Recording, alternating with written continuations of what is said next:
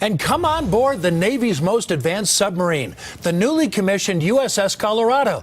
Last night we met Coloradans proudly serving on it, but that sub is not the first Navy vessel named for our state. Dominic Garcia found a World War II veteran living here who fought for our country on the original Colorado.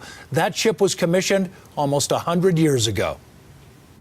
Sure got a pretty day for this outing. Yeah, where are we? University of Colorado. Oh, Boulder. It's been almost 75 years since Ernest Lowry served his country. It's the old Colorado. My gun mount was right up here. It didn't take much to jog his memory. Colorado battleship was commissioned in 1923. It was old. He was only 18 years old when he started serving on the original USS Colorado BB-45, a battleship in World War II. Ernest was a captain's orderly. They didn't let me drive. Yeah.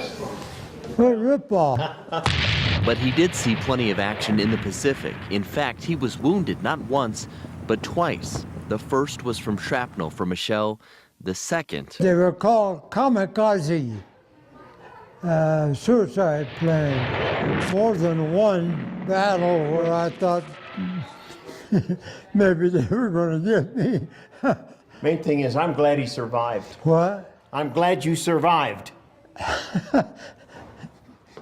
I agree. That's his son, Roger. It's hard to imagine the courage of those young men that took on that duty, that responsibility. Ernest doesn't remember as much as he used to. We were struck by shore batteries, 8-inch guns that hit our ship. Luckily, his granddaughter captured those memories 17 years ago for a school project. Killed 350 men on our ship that day. The old USS Colorado was sold for scrap metal in the 50s, but pieces of it live on at the University of Colorado in Boulder. USS Colorado. That's quite a bell. And several planks from it now line the control room floor of the newly commissioned USS Colorado submarine. We're able to use some of that to honor the ship and the crew of BB-45 and to kind of carry forward their service and the traditions that they started on their ship and kind of carry those forward on the USS Colorado, the submarine. I think that's why they might call it the great generation, the greatest generation, because young men just stepped forward and did what needed to be done. And like so many from that generation, when you ask them about their service, And we were 40 millimeter right behind those two stacks. they were simply doing their job. You've left a great legacy. Oh, well, thank you. It had to be done. Had to be wow. done. Yeah. Dominic Garcia joins us now. And Dominic, what a gift you're giving us to share this story. And how in the world did you find Ernest? Well, like all searches these days, this one started with Google, and it turns out there's actually an alumni association for this ship based out of Texas. Now, they gave us Ernest's name, but they said they'd kind of lost contact with his family.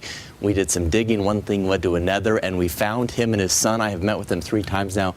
It's so cool to hear their stories, and he's so humble. Yeah, just incredible. Between last night's report, this one, we can't wait for tonight at 10. What's coming up? So last night we introduced you to sailors from Colorado serving on the Colorado. There's a ton of stuff on this sub from our State John Fielder murals. Students made a bunch of stuff for them. So we'll see that tonight at 10. Looking forward to it. It's been great. Thanks so much. Thanks.